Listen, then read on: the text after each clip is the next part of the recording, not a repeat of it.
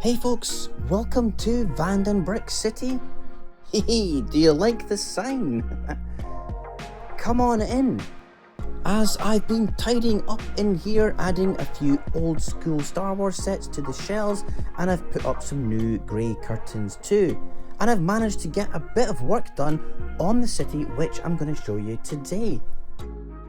Firstly, an extremely non-exciting thing, well, plants and trees, because I have taken away the big tree I had before because it was just too fragile.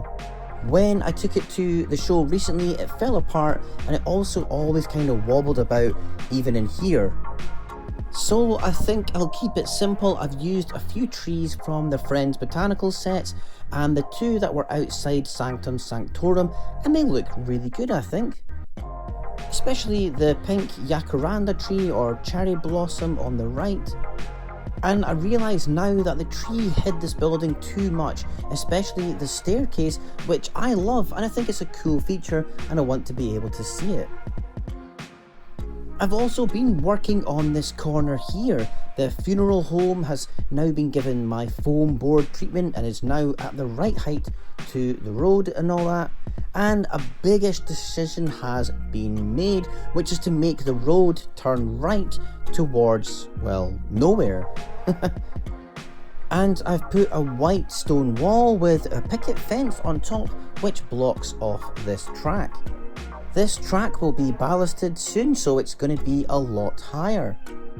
Originally I had a crossing here and the road extended, but a friend of mine helped me work out a better solution, and I really like the fence, and I'll probably curve off the road here to make it look more realistic. Down here will be another fenced area to separate the track from the back of the buildings, and I might put a bit of greenery in here, but also some billboards with advertisements on them. Maybe even some graffiti.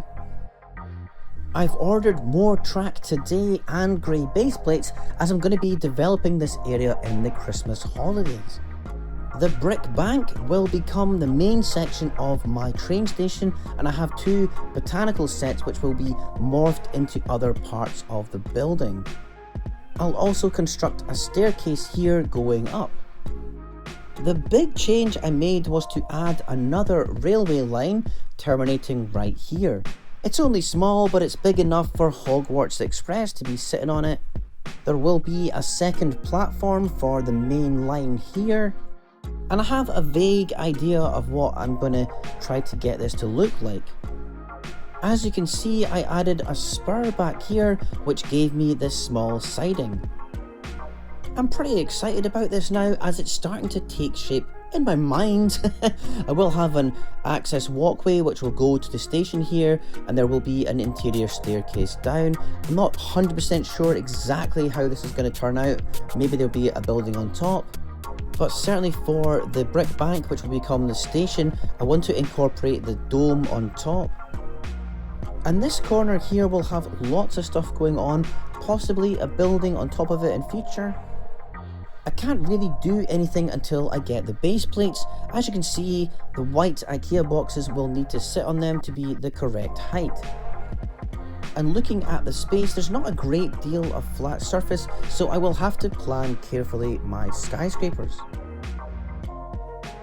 That's why I might actually put most of this track underneath at this corner and have another section over it with buildings on top.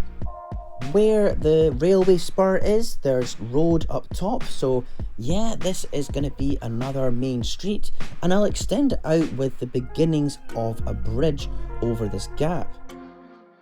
But the road will just end here. I'll put little lanes possibly either side.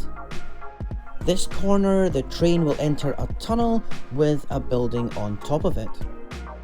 I might just leave it open at the side and just put pillars holding a base plate above, as it would still be nice to see the train running and not entirely hidden away.